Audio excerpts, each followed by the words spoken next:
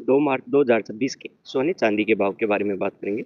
सबसे पहले सोने का 24 कैरेट का ओपनिंग 1,66,000 और 69 रुपीज़ और क्लोजिंग 1,67,000 और 71, यानी 24 कैरेट में 1,002 रुपये की बढ़त दर्ज की गई। 23 कैरेट का ओपनिंग 1,65,000 और क्लोजिंग 1,66,800 रुपये, यानी 23 कैरेट में 998 रुपये की बढ़त दर्ज की गई। 22 कैरेट का ओपनिंग 1,52,486 रुपये, क्लोजिंग 1,53,403 रुपये, यानी 22 कैरेट में 917 रुपये की बढ़त दर्ज की गई। 18 कैरेट का ओपनिंग 1,24,852 रुपये और क्लोजिंग 1,25,603 रुपये, यानी 18 कैरेट में 751 रुपये की जो है बढ़त दर्ज की गई। 1 केजी चांदी का ओपनिंग 2,86,936 रुपये, क्लोजिंग 2,89,848 रुपये, यानी 1 केजी चांदी में जो 2,912 रुपये की बढ़त दर्ज की गई।